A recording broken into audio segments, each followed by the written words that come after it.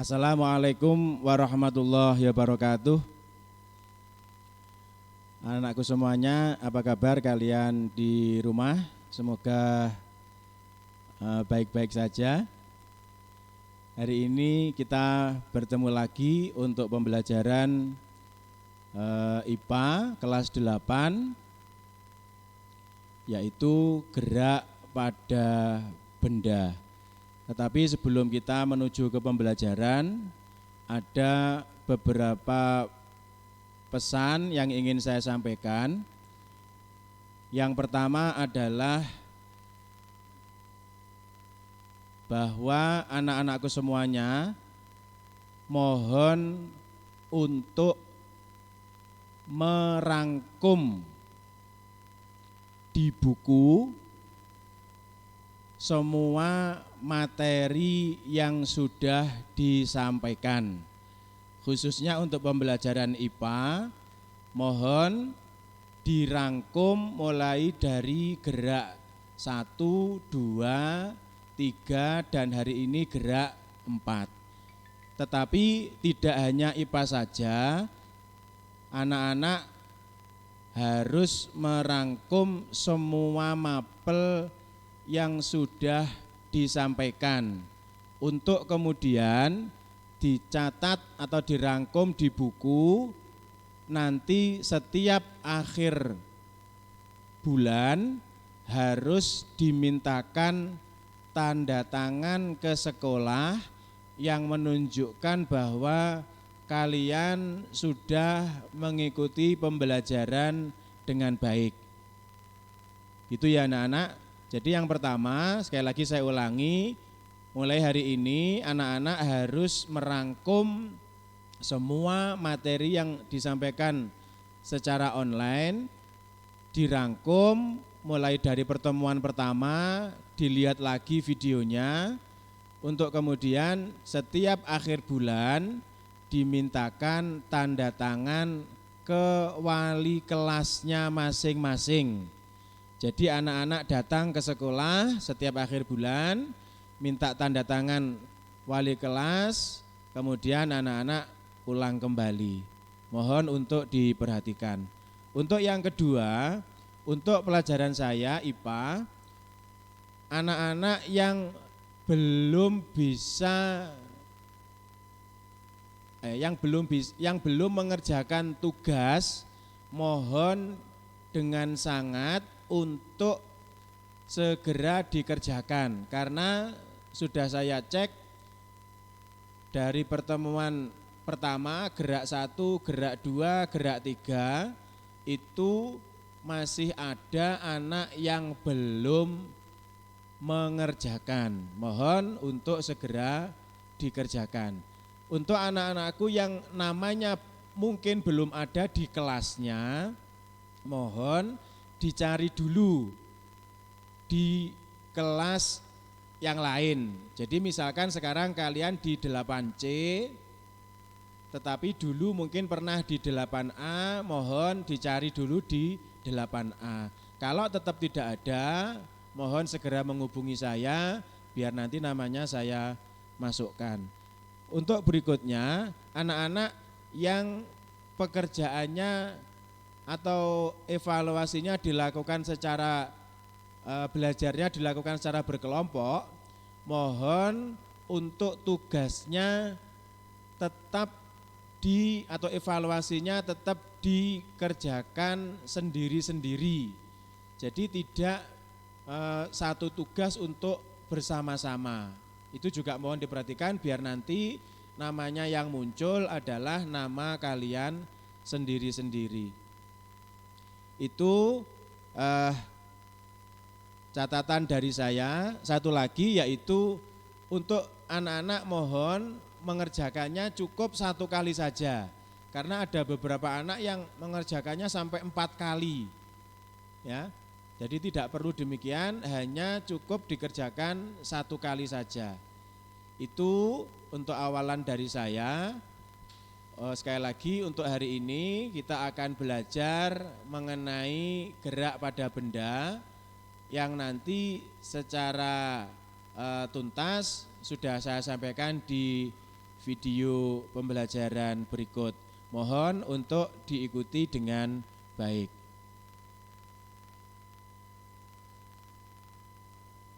Assalamualaikum warahmatullahi wabarakatuh.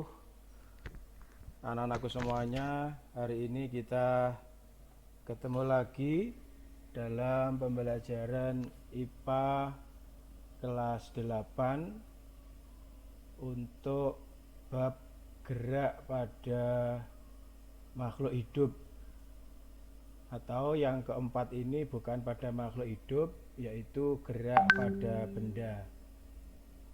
Anak-anakku semuanya, sebelum kita mulai pembelajaran, saya ingin menyampaikan bahwa berdasarkan evaluasi yang sudah saya lakukan atas pekerjaan kalian mulai dari gerak 1, gerak 2, gerak 3, itu masih cukup banyak anak-anak yang belum mengerjakan tugasnya. Oleh karena itu, mohon kepada anak-anakku semuanya yang sampai hari ini belum mengerjakan tugasnya untuk segera melaksanakan atau segera mengerjakan tugasnya sesuai dengan link yang sudah saya bagikan melalui wali kelas. Sekali lagi, tugasnya hanya saya terima jika dikerjakan melalui link Google Form yang sudah saya bagikan melalui wali kelas. Mohon anak-anak memperhatikan dengan sungguh-sungguh. Untuk hari ini kita akan belajar tentang gerak pada benda atau gerak bagian keempat, di mana kita tidak lagi belajar tentang biologi, tetapi untuk gerak pada benda ini kita cenderung belajar tentang fisikanya. Anak-anakku semuanya, untuk memulai pembelajaran pada pertemuan kali ini, marilah kita bersama-sama berdoa seraya memohon kepada Allah Subhanahu wa taala, semoga apa yang nanti kalian terima betul-betul dimudahkan oleh Allah dan diberikan ilmu yang barokah, manfaat fid dini wa dunya wal akhirah. Amin amin ya rabbal alamin. Marilah kita baca doa bersama-sama. Bismillahirrahmanirrahim. Raditu billahi robba wa bil islami dina wa bi Muhammadin nabiyya wa rasula. Rabbi zidni ilman nafi'a warzuqni fahma. Amin amin ya rabbal alamin. Anak-anakku semuanya, untuk materi kita yang pertama, yaitu maksud saya materi gerak pada benda, itu perlu saya sampaikan lagi bahwa gerak itu kemarin kita sudah mempelajarinya beberapa kali atau 3 kali, yaitu perubahan kedudukan suatu benda. Artinya benda itu bergerak kalau berubah posisi. Nah, untuk kali ini kita tambahkan ilmunya, yaitu bahwa gerak itu atau benda itu dikatakan bergerak jika mengalami perubahan kedudukan terhadap titik acuan. Sekali lagi, perubahan kedudukan suatu benda terhadap titik acuan. Titik acuan itu apa? Titik acuan itu adalah titik awal saat pengamatan dilakukan, atau mudahnya titik yang kita jadikan sebagai acuan. Mengapa harus kita tentukan titik acuannya? Karena dengan titik acuan itu benda dapat dikatakan diam atau benda itu bergerak. Sekali lagi, dengan titik acuan tersebut benda dapat dikatakan diam atau benda itu bergerak. Jadi nanti kalian akan memahami bahwa benda itu bisa disebut benda diam, bisa disebut benda yang sedang bergerak. Nah, anak-anakku semuanya, setiap benda jika bergerak itu pasti melalui sebuah lintasan atau membentuk sebuah lintasan. Misalkan kalian dari rumah berangkat ke sekolah lewat jalan raya, maka sepanjang jalan yang kalian lalui itu adalah lintasan. Lintasan adalah titik-titik berurutan yang dilalui oleh benda yang sedang bergerak. Ini mudah kita pahami. Anak-anakku semuanya, tadi sudah saya sampaikan bahwa titik acuan itu penting. Mengapa titik acuan itu penting? Contohnya seperti ini. Misalkan saya tampilkan dulu gambarnya. Nah ini, misalkan kita bayangkan sebuah gerak dari kereta api. Kereta api itu bisa dikatakan nanti dia bergerak, bisa dikatakan atau orang itu bisa dikatakan bergerak atau bisa dikatakan nanti dia diam. Contohnya demikian. Kita kembali ke slide sebelumnya. Nah, misalkan kita anggap titik acuannya adalah stasiun kereta api. Kita anggap titik acuannya atau yang kita jadikan titik acuan itu stasiun kereta api. Maka kereta api terhadap stasiun, kalau keretanya sudah bergerak terhadap stasiun, maka atau keretanya sudah berpindah tempat, maka kereta terhadap stasiun disebut bergerak. Penumpang yang duduk di atas kereta api terhadap stasiun disebut bergerak. Masinis yang duduk di depan sendiri terhadap stasiun disebut bergerak. Tetapi anak-anakku semuanya, masinis terhadap penumpang atau masinis terhadap kursi penumpang, masinis terhadap benda-benda yang ada di atas kereta api itu disebut masinisnya diam. Atau contoh lainnya gini, misalkan kalian di dalam kereta itu duduk manis. Nah, berarti kalian duduk di atas kursi kereta itu, kalian terhadap kursi dikatakan diam. Ya, kalian memakai topi, maka topi terhadap kalian adalah diam. Tetapi topi terhadap stasiun disebut bergerak. Bisa dipahami ya? Contoh yang berikutnya seperti ini. Misalkan titik acuannya adalah kereta. Kita anggap yang sebagai titik acuan adalah kereta. Maka kursi terhadap kereta diam. Penumpang terhadap kereta disebut diam. Masinis terhadap kereta disebut diam. Tetapi pohon di pinggir jalan terhadap kereta disebut bergerak atau nanti kita kenal dengan gerak semu.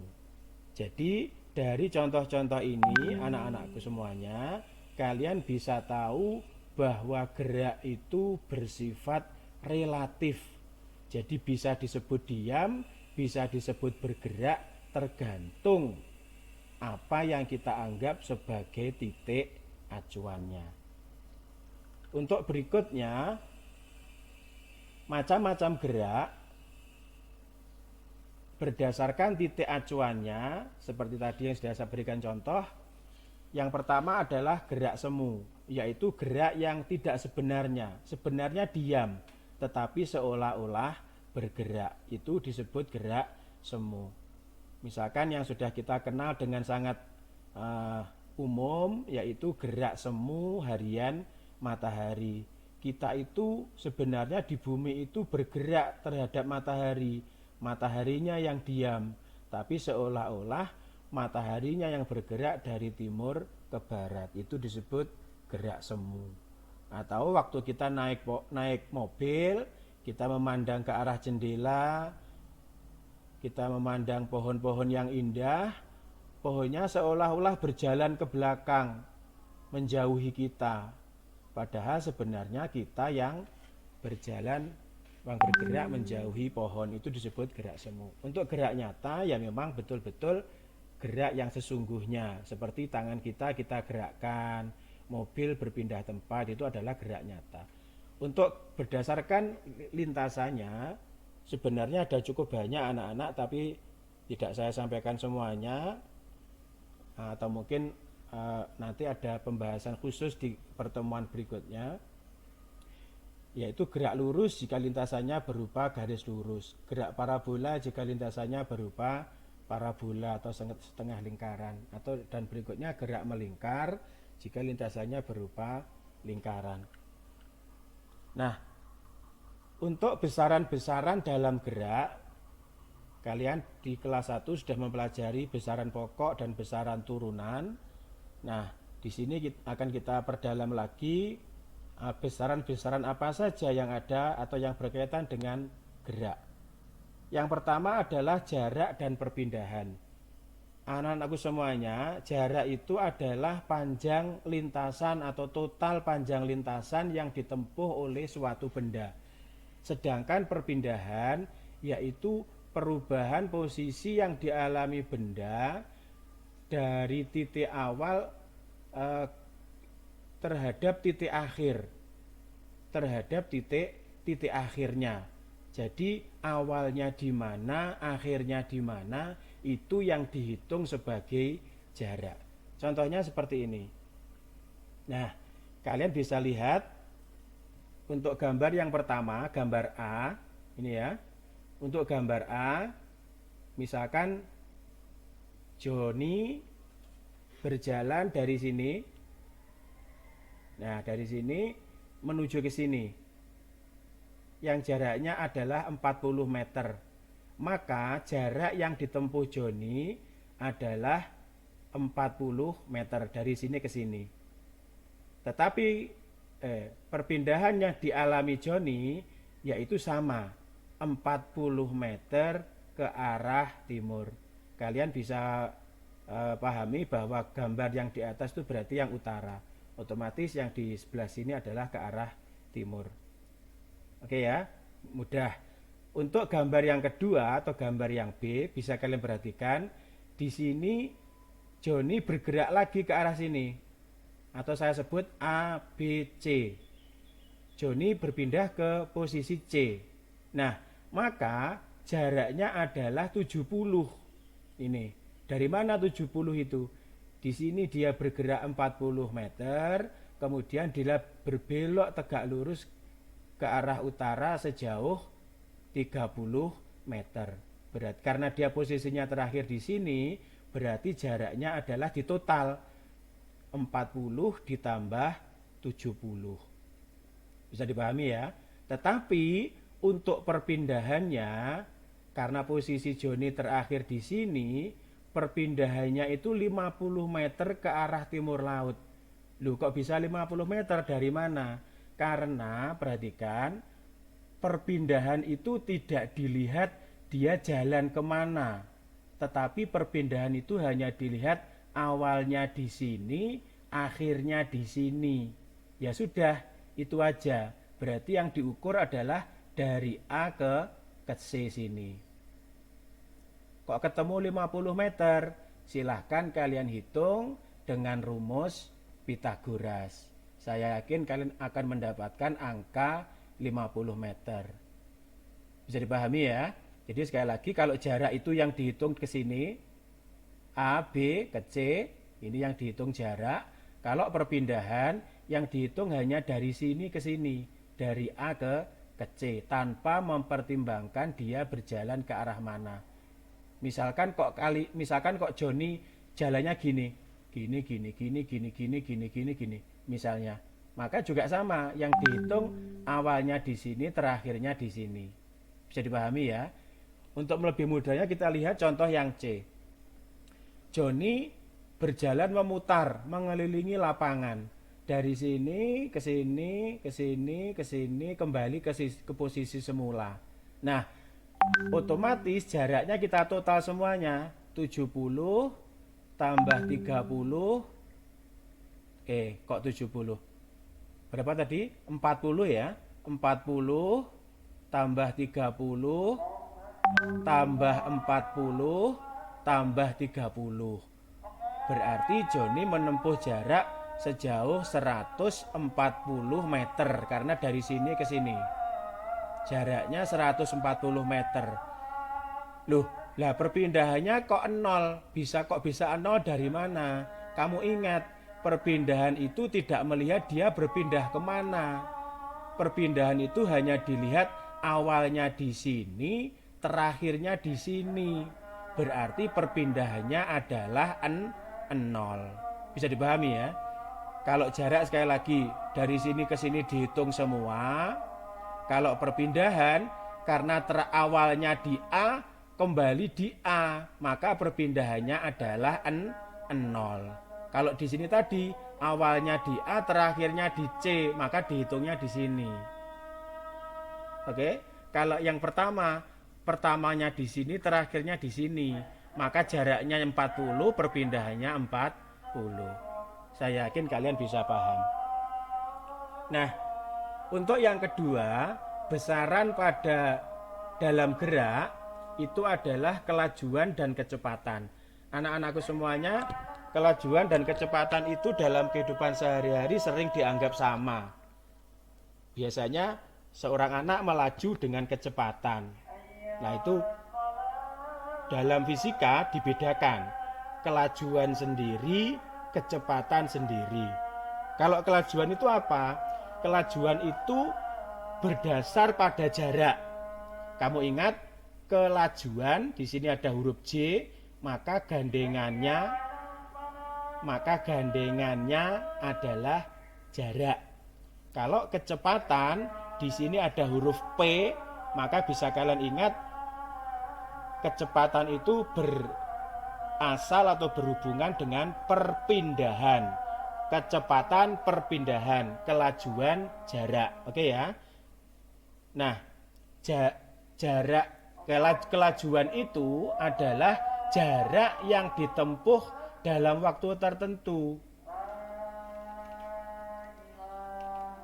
Nah, ini kelajuan itu adalah jarak dibagi waktu. Kalau kecepatan, perpindahan dibagi waktu. Lupa apa enggak sama? Enggak sama. Kamu lihat tadi sebelumnya. Nah, ini.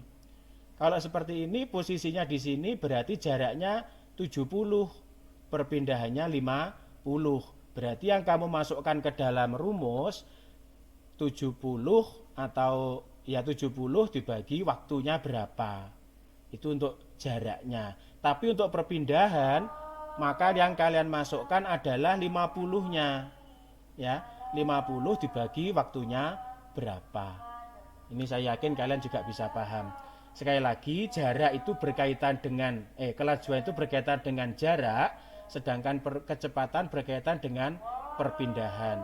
Maka kelajuan itu jarak dibagi waktu, kecepatan itu perpindahan dibagi waktu. Atau kalau kita lihat rumusnya, sebenarnya rumusnya hampir sama. V adalah kelajuan jarak dibagi waktu. Karena jarak itu adalah total yang ditempuh, berarti ya jarak terakhir dibagi jarak awal, dibagi waktunya berapa. Untuk perpindahan juga demikian. Jarak terakhir dikurangi jarak awal, dibagi waktunya berapa. Oke ya. Jadi sebenarnya mudah saja. Kalau di sini kelajuan itu jarak dibagi waktu, kecepatan itu perpindahan dibagi waktu. Tapi yang paling penting atau yang penting lagi anak-anakku semuanya, kalau jarak kalau jarak itu dia pokoknya totalnya berapa. Totalnya jaraknya berapa, yang ditempuh berapa. Tidak memperhitungkan arahnya bagaimana. Kalau perpindahan itu diperhitungkan arahnya kemana. Makanya tadi di slide sebelumnya kalian lihat perpindahan itu 50 meter ke arah timur laut. Itu namanya perpindahan. Ya. Kalau yang pertama tadi perpindahan 40 meter ke arah timur. Nah, dari sini jelas bahwa perpindahan itu memperhitungkan arah. Kalau jarak tidak. Itu ya. Nah, untuk alat ukurnya juga beda. Kalau kelajuan itu alat ukurnya speedometer seperti yang di motor kalian itu.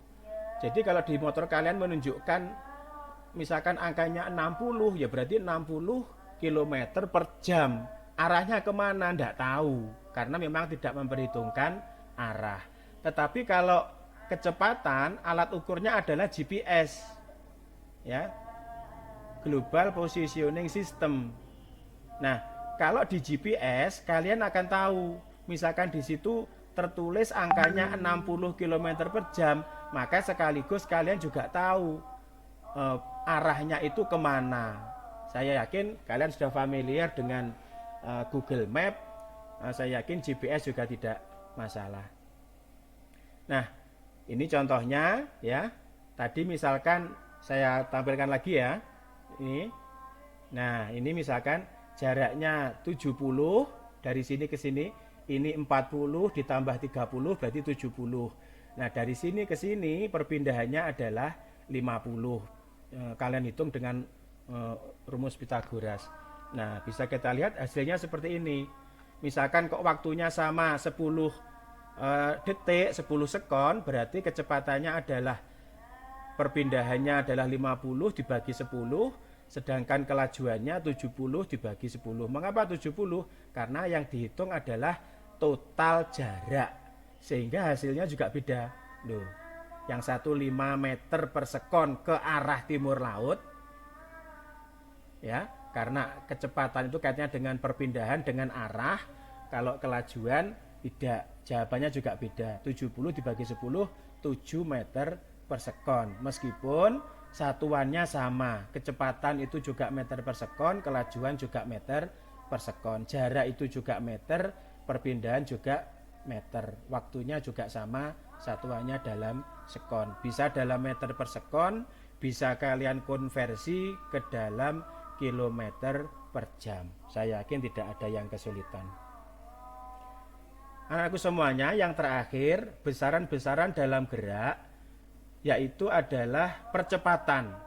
Percepatan itu perubahan kecepatan dalam waktu tertentu. Sebenarnya ini ada dua.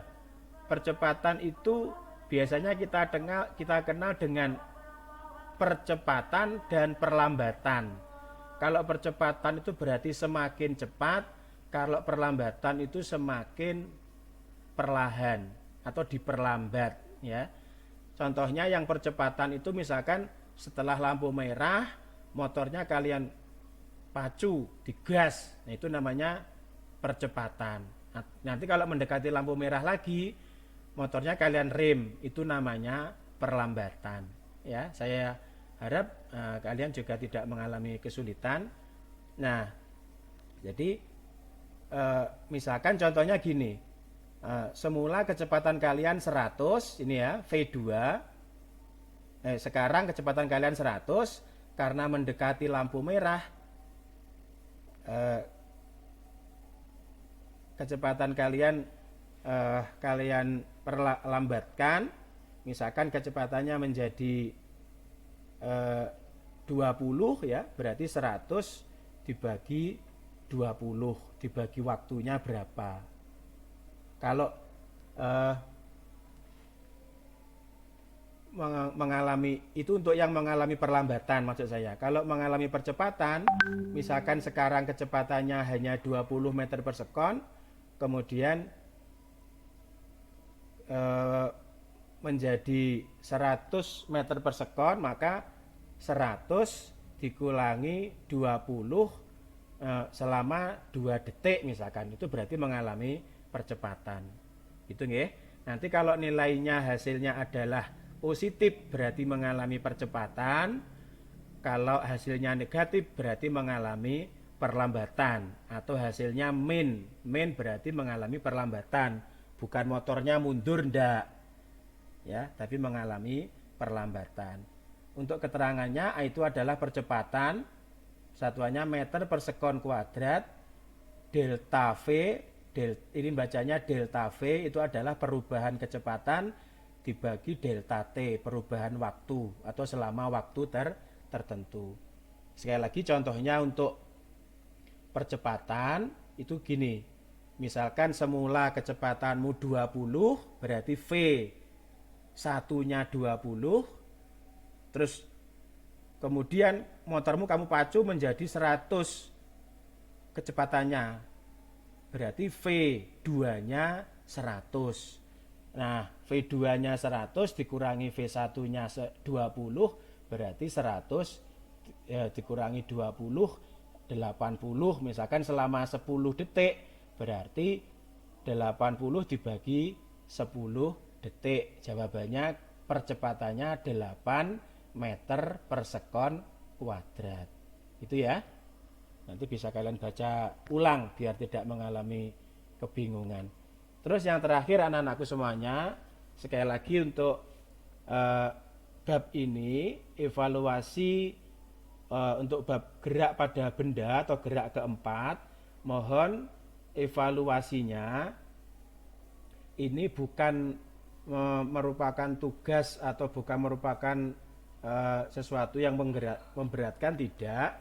Mengapa demikian? Karena ini adalah untuk mengukur sejauh mana kalian sudah memahami materi yang baru saja diberikan. Saya tegaskan sekali lagi anak-anak, mohon mengerjakannya 1 kali saja. Ada yang mengirimnya sampai 3 kali, 4 kali.